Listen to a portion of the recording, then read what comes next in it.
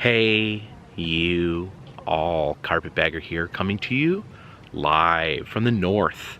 More specifically, we are in Friendship, New York, and even more specifically than that, we're in front of Wolf's Museum of Gods and Monsters.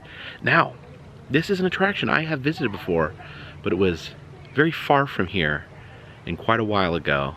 On a trip to St. Augustine, Florida, I originally visited the Wolf's Museum of Mystery, which was an attraction, a great attraction in St. Augustine, Florida, that had oddities, true crime, horror movies, kind of a dark theme to the museum. Unfortunately, they had to relocate. They had to leave. They lost control over the building that they were in. They had to relocate their museum. The original plan, the owners, Wolf and Allie, moved their collection to a church in western New York. But after that, tragedy struck. They actually, after just 2 weeks of having moved their stuff in with the plans of starting a new museum, they had a fire in the new church. They lost all their pets in the fire, and most of the original artifacts from the Museum of Mystery were lost in the fire.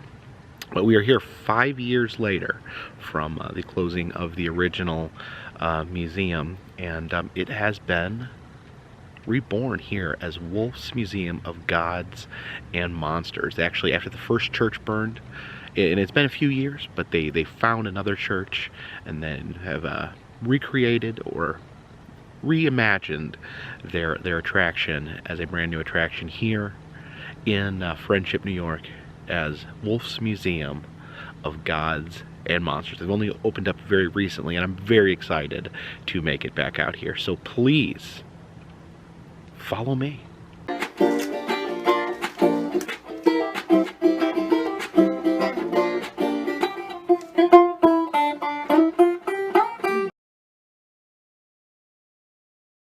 Yeah, this building here is absolutely beautiful. This old Gothic church, painted purple and black. You can see the stained glass there on the side. Pretty amazing.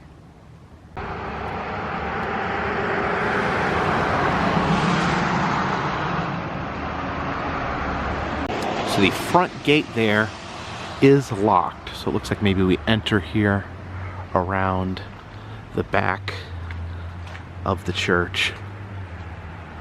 Oh yeah, I see an open sign flickering there.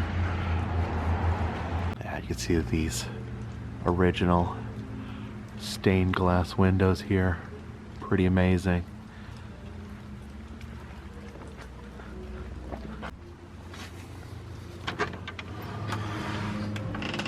And oh my goodness, as we step in here, that's actually quite breathtaking.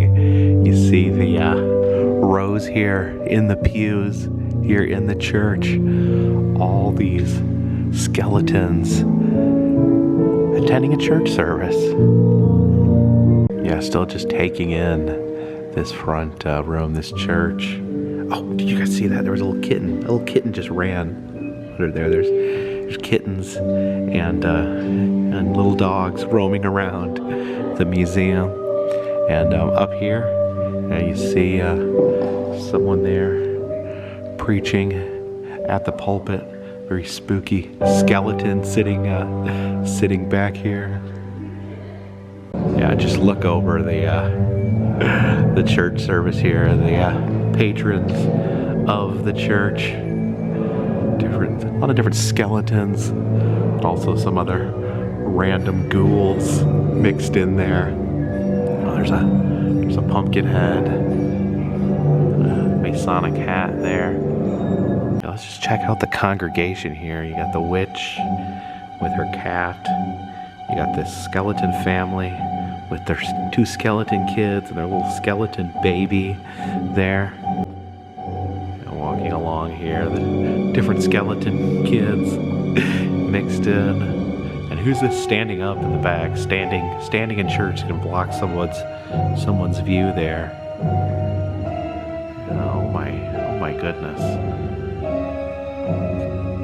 It says this organ here actually from the original church. So it says this was probably played at church services in this church. And then right next to this organ, we have the Phantom of the Opera, one of the most famous organ players of all time. And I do notice this this charred doll here. Of course, almost the entire collection of the last museum was burned in a fire. I guess this is one of the remaining relics of the fire. You can see these goat horns here next to this demonic picture, and it talks here about how goats have been associated with the devil. It says often sheep are associated with God and Christianity because they are obedient, but goats are stubborn and ornery and therefore associated with Satan. You see the kitten there? Hey kitten, hey! Hey little one, how are you? Oh, that's so sweet. Hey there.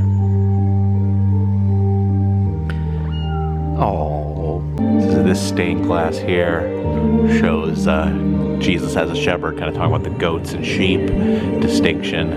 This was authentic stained glass removed from a church in Ohio. Yeah, we have a skeleton and a bridal gown here, almost like we're having some sort of skeleton wedding in the church.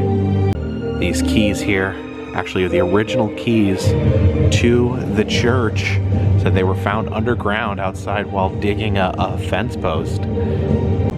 There's a silicone mermaid tail there. So it was using a prop in a short film filmed at the Museum of Mystery. You can see the mermaid there. That looks like she's on the beach at Coney Island. You can see in this case here a lot of items that were burned in the fire. See the burned dolls there. Oh, look at this. You can see the burned nesting dolls. And then as they're unnested, the ones inside are less burned. It says these items were removed from a fortune teller tribute altar in Cassadaga, Florida. I've been to Cassadaga. It's a town where almost most of the residents are psychic. It's like the psychic capital of Florida. And actually has their sister city, Lilydale, is actually here in western New York as well. Tibetan bone carved exorcism bracelets. I don't know if that would be maybe a bracelet used in an exorcism. There appears to be some sort of foot right there. This painting here. It's a painting by the wife of James Earl Ray, the man convicted of murdering Martin Luther King Jr. Hey there. Hey buddy. Spooky stuff and kittens. They kind of go together. Oh, we know how to stand up like a person. Hey. See the witch here by the spin wheel. It says this is a primitive Hungarian scare-away winter mask. I guess they apparently use this mask in Hungary to try to scare away the winter season. In this case, there's some statues of the Hindu god Ganesh. There's some antique elephant bells. And on top, you have some Trump masks where he looks like he is looks like his head is the coronavirus. We have a section on aliens here. See the alien head, and they talk about how aliens fit into Christianity, saying that there's accounts in Genesis of aliens coming to Earth and mating with humans and creating a race of super beings known as the Nephilim. Also says, talks about space people known as the Anunnaki that came to Earth. There's a picture of Wolf and Allie, the owners of the museum. They're at Area 51. They actually got out of their car to take the picture. I've been there. I've taken some video of that area. I have not gotten out of the car. I wasn't quite that brave. Oh, look at this. Oh, look at this. There's a little dog now. Oh, it's gotta go. says that this was an animatronic at the museum at St. Augustine that would shake violently when guests approached. Wow. You can see that the fire has maybe made him even more creepy there. Yeah, a lot of very interesting religious artifacts. This is a 1500s statue of Ganesh that was attached to a temple wall that was the temple, I guess, demolished in 1979. And this is a burping bib for dead bodies in the Hindu religion. It says it would be used to burp the excess gases out of a dead body. Down here we have some different religious items from this very church. It says that they were found as they renovated this church. You can see the pieta there. These are last rites kits. These crosses actually open up and have the tools, I guess the holy water and candles used by a priest to administer last rites. Here, ancient weapons and tools used by pre-Columbian cultures in Mexico and Peru. See, there's a patch in the paint here, and it says they're removing wallpaper, and this note dated from 1910 says, "For what a wasted church, H.L. Wilson." So very interesting. The story of the church kind of is part of the museum itself. What an interesting thing to find written on the inside of a church. Oh, found another kitty. Yeah, just taking another look at this area from the back.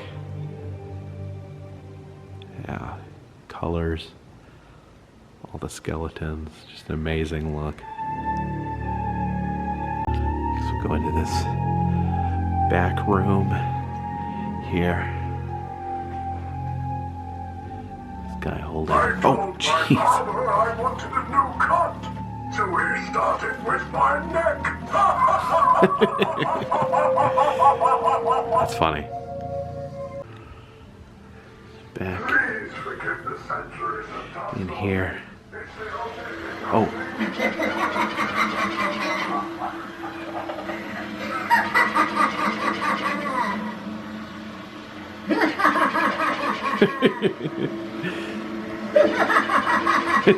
Just a laughing witch there. These are candles for sale. It says they're actually made from antique glassware found inside the church. Oh, look at that. There's some absinthe candles. It says if you drink the green fairy, you dance with the devil. Now this is pretty extraordinary to me. It's the New York Times, dated 1934. It's the first time a picture of the Loch Ness Monster was printed in a United States newspaper. It also has let's see, circus puts on an annual show for stricken children. So the headline there, actually, the circus in town, and someone proved the Loch Ness Monster was real. Yeah, it says this survived the fire. And it says while in the cathedral was used by our cat Monster to birth her 5 kittens. So their cat gave birth on this classic newspaper, which first featured the Loch Ness Monster. Another item that survived the fire there, and you can see it's singed right there. Kind of amazing what survived the fire. These pieces of paper managed to survive. This is a grave rubbing of Judge John Hawthorne, the lead judge in the Salem witch trials. So not a good person. Sent some innocent people to their deaths there. See that Gothic gravestone there. They do have some of the most amazing old gravestones in the Salem area. See some sort of squirrel paw there. And then in this cabinet is some vintage opium pipes. And then Okay, so this is out of the 40 to 50 tarot card sets they have, this is the only one that survived the fire. The surviving tarot set there. This is interesting. These teacups were actually belong to Miss Cleo. If anyone from the 90s remember Miss Cleo from the commercials, was a purported psychic. This lady had a Jamaican accent. And they said these were purchased from an estate sale in Palm Beach, belonged to Miss Cleo. It says this is a legitimate antique vampire killing kit. It says these were sold to businessmen in the 1800s after the release of the book Dracula. People were afraid to travel around in Europe over fear of running into a vampire, so they would actually sell them these kits that had everything you need to murder a vampire. It's the rosary, the holy water. Is there, oh yeah, there's a hammer to put that wooden stake in their heart.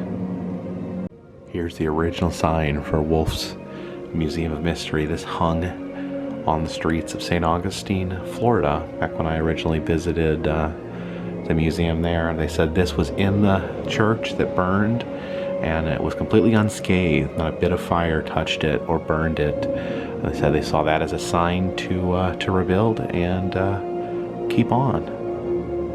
It says this is the darkest antique in the entire museum. It says these were Chinese criminals that were beheaded. It said they took their skulls and carved ancient symbols into their skulls to avoid, I guess, their spirits from coming back and avenging their death.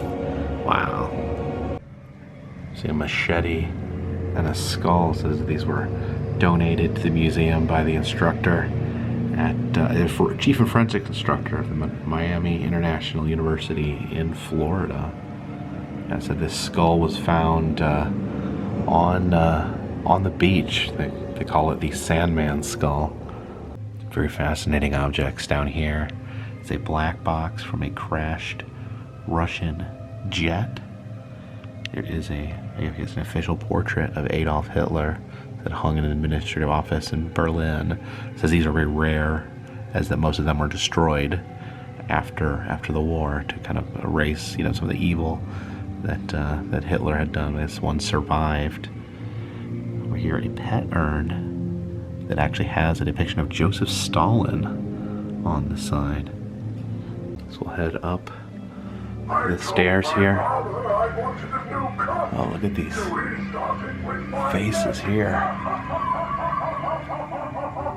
You can see the stained glass as we ascend the stairs.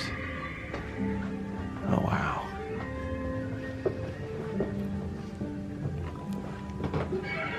Oh, wow. Who's this? Who's this in here?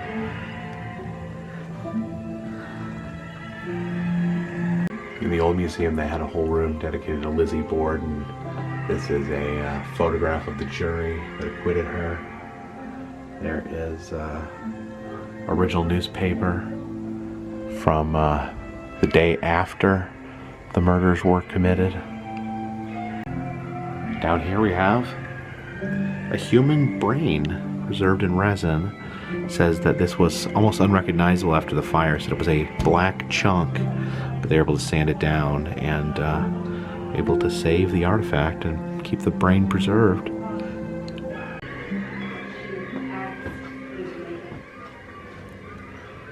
Oh, okay.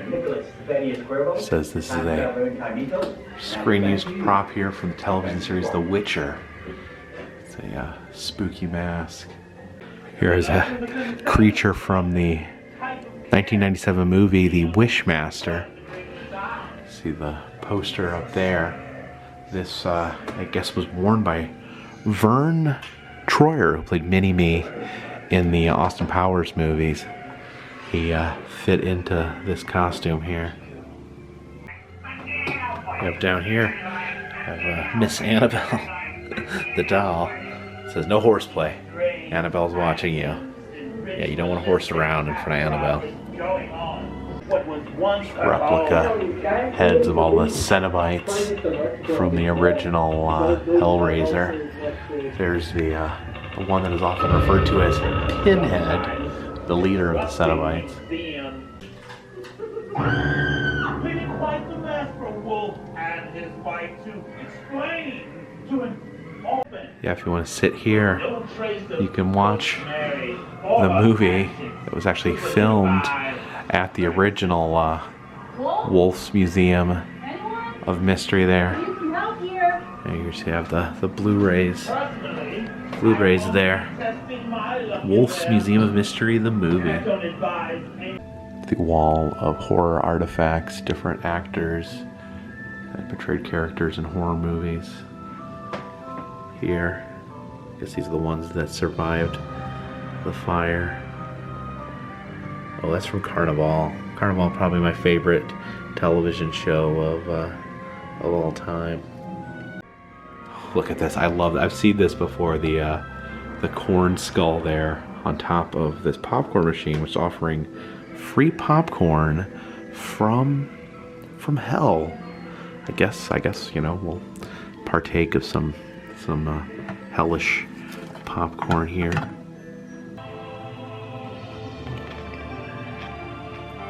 That's good popcorn. Doesn't taste hellish at all. This room over here is flashing. It looks like we have the exorcist room here. Hey, Reagan. I always wondered if she was named after Ronald Reagan, the president. Oh, look back there, you can see that creepy face that pops up periodically in the movie. Oh my gosh. I about jumped out of my skin. This just started wiggling while I was reading that plaque right there. Yeah, some jump scares hiding here in the museum. I have these tarot card paintings of Allie, the witch, Wolf as the devil, and then the two together as the lovers. All right, I guess we head into the dark art gallery here. There's a little bit of fog. A little fog in here. See the nun. The nun over there. Is she gonna jump at me? Let's hope not. There's Allie and Wolf and their cats here at the Museum of Gods and Monsters.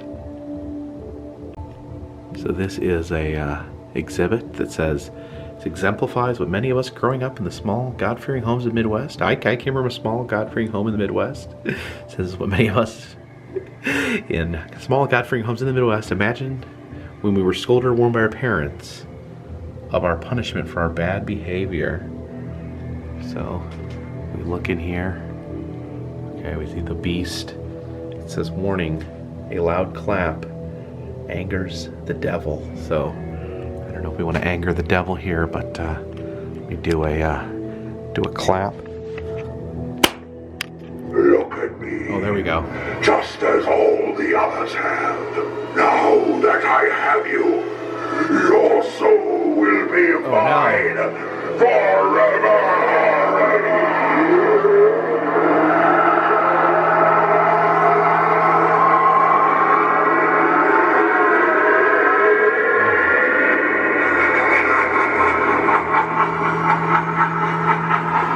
Terrifying.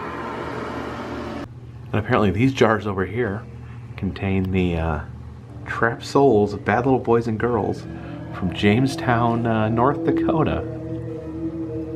This painting here by Dominic Murphy. It's very interesting. It has the fish boy from House of a Thousand Corpses, played by Rainn Wilson, who played Dwight in The Office. It's actually signed by Rainn Wilson as Fish Boy there. They're actually here in front of the church. You can see there they actually have Rainn Wilson signing this. I remember this movie because House of a Thousand Corpses, because he played a guy with his friends that traveled around and wrote about roadside attractions, which led him to the the dark ride run by Captain Spaulding, and he ended up being turned into a Fiji mermaid. I somehow feel like that's how I am going to, how my life is going to end someday. Some dark artifacts in here, African mummy wraps, as these were made after the death of an enemy. So they'd wrap something personal from the deceased to bind their spirit. Some child slave shackles. It says this was from the American South, so yeah, very, very dark and sad there. It's a human skull staff there. Different voodoo totems. This looks like it's like a elephant foot, like a burned foot of an elephant. And from this room, we can actually look down onto the main area of the church there. All the skeletons there. So we head back downstairs. See this skeleton here. It's part of the Bloody Bathory exhibit at the Florida location. So I guess they get an exhibit on Elizabeth Bathory, like one of the original vampire legends. This here talks about possible paranormal incidents in the museum here. They've included some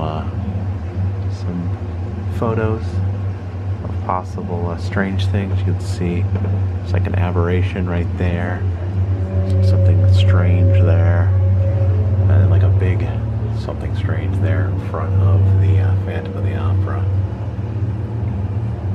Now, this section out front actually has a different kind of feel to it than the rest of the museum. It's kind of themed like a cabin there. Hey little guy, you just relaxing in the cabin here? Hey there. Oh, he's got his little sweater on there to keep him warm. Hey. But this section here, this corner, is pretty amazing. There is the personal items of Alex Murtaugh. As you can see from these tabloids and newspapers here, Alex Murtaugh was a very prominent South Carolina lawyer from a very prominent family who was convicted of murdering his wife and his son. Okay, so as part of a cover-up, he was committing financial crimes and murdered his wife and son as an attempt to cover everything up. And then he was later linked to more mysterious, some other mysterious deaths. That there may be a long history of him committing murders, doing dark things. This was a major trial that was in the newspaper. But here at the museum, they actually have some of his stuff that was purchased at an auction in Georgia. See, that's Alex Murtaugh right there, holding a rifle. And remember, he shot his wife, he shot his son. There's him posing in camo with a rifle. And there is the actual camo that he's wearing in that picture. This deer head, it says, was from the Murtaugh family home. And these deer Christmas lights also belonged to the Murtaugh family. Kind of disturbing. You think about the gun usage there that he would have used on his own family. And actually, man, this is like really, really amazing that they have this. There's actual ammunition here from Alec Murtaugh that he would have used to, that he would have pulled from this ammo when committing these crimes. That's really crazy that these ended up going to auction. So there's a very remarkable collection of the personal items of Alex Murtaugh. This is his South Carolina law book. Yeah, he was a major attorney in South Carolina. Turned out doing all these horrible things. There's a prisoner ankle weight, like a ball and chain. It says this was found near the old city jail in St. Augustine, Florida. I've been to the old jail in St. Augustine. It's another really cool tourist attraction in St. Augustine. And this is amazing. It's a double-barrel rifle reportedly used to kill a Sasquatch in Seal, Alabama. Farmer swore that he killed the Sasquatch, said he actually had the Sasquatch's skin for some time, but actually deteriorated to the point where it could no longer be identified. The bison head there, and the little black bear. This black bear has a sad story. It says deforestation caused this bear and his mother and siblings to be exterminated by the Alabama Forestry Commission. That's super, super sad. And there is a skin-wrapped chair, and there is a picture of Ed Gein, and it talks about Ed Gein, how he would use skin to make items that were pulled out of his home. I don't know that this is necessarily human skin, but when it came to Ed's house, yeah, everything was human. Just waiting for the scarecrow to jump up at me. Okay, I think he's fast asleep, but you can see the jackalope hanging up there on the wall of the cabin.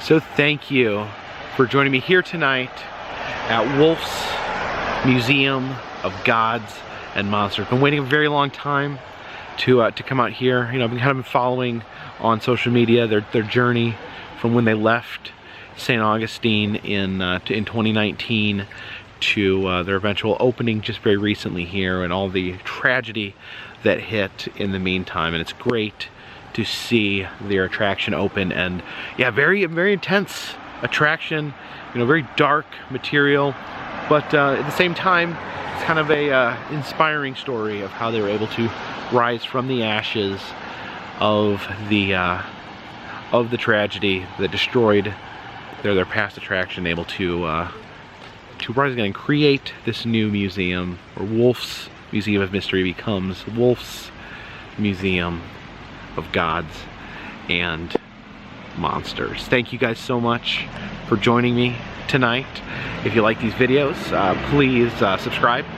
I travel around the country. I film roadside attractions, amusement parks, museums, haunted houses, and other fun random stuff. If you'd like to help support the channel, consider contributing to Patreon. $3 or more will get you a postcard once a month from me to you. Also selling enamel pins in the Etsy shop, as well as doing personalized messages on Cameo. All that information is in the description if you're interested in any of those things, and of course all those things help keep this train on the track, this boat in the water, and this dirigible in the air. Till next time, this one's in the bag.